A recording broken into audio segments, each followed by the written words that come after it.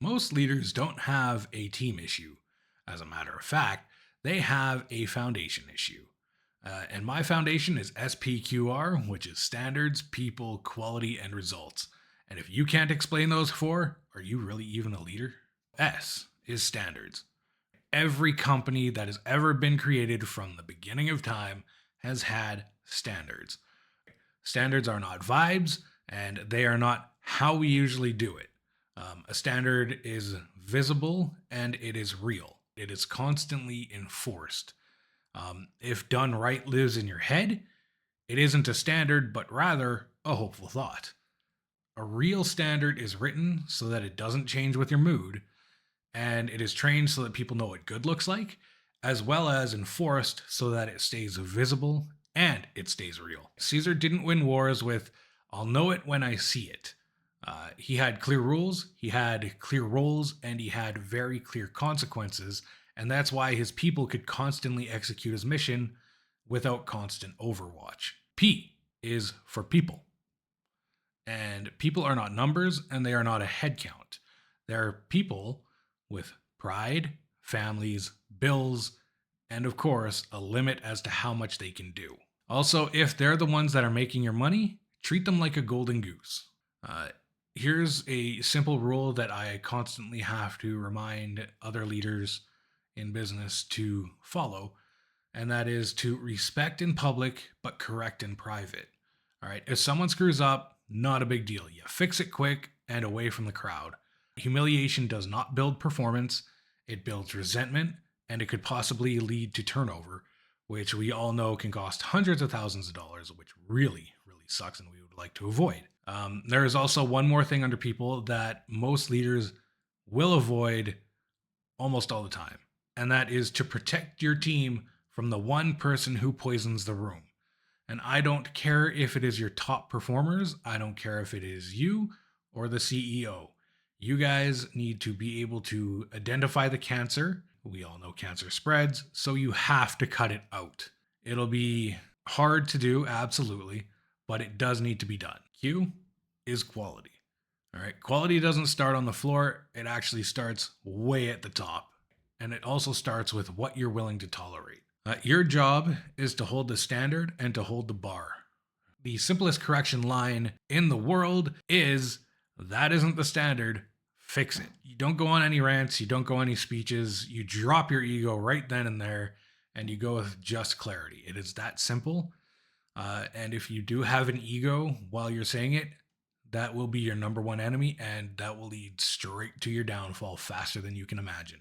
As we all know, leadership needs to be flexible because the old traditional way of doing top down doesn't work anymore. Just because you're flexible does not mean that you're soft. All right. So you command from the front, which means you go first, you take that hard hill. All right. You take that first step going up. From the middle, that's where you coordinate, that's where you correct people in private, and that is where you keep alignment with your team so everybody is focused on the same standard, the goals that they need to reach, and everybody is happy. From the back, that is where you inspect your results, you remove the obstacles that are in the way of your team, and you grow other leaders. Just because you're a leader and you want to be at the top for the longest time doesn't mean that you can't build other leaders, because that will give you the freedom to be able to do what you need to do. If someone under you has a better idea than what the current standard is, adopt it. That is the strongest and biggest power move any leader ever could make. All right. And on top of that, you give them credit for it, because the best idea winning is how you build pride without begging for loyalty. Could you imagine a team that is so fiercely loyal to you that if the CEO came down on top of you for a simple mistake, that your whole team would back you up? Yeah. R is for results. All right, results are the scoreboard as to how good you are doing. Results are the proof that your SPQ is real. And if your standards are visible, your people are respected and protected, and on top of everything, if your quality is held, then the results will start to look something like this. All right, you got less problem solving. You have less turnover, which will save you hundreds of thousands of dollars in the long run. You'll have more ownership, you have more calm, And on top of everything, you have more execution without having to watch your team. And that's my whole mission, right? I want the CEO, I want the VP, I want every leader to be able to take a vacation and the operation will still hold. The standards are there, the people are there, the quality is still there. All right. I want leaders working on leader work and not running around like a human duct tape roll trying to fix every little seal that breaks. SPQR is by far one of the most simple foundation programs you can ever use.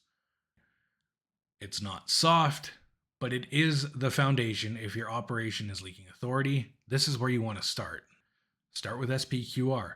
Every company ever built was founded with SPQR. Standards, people, quality, and results.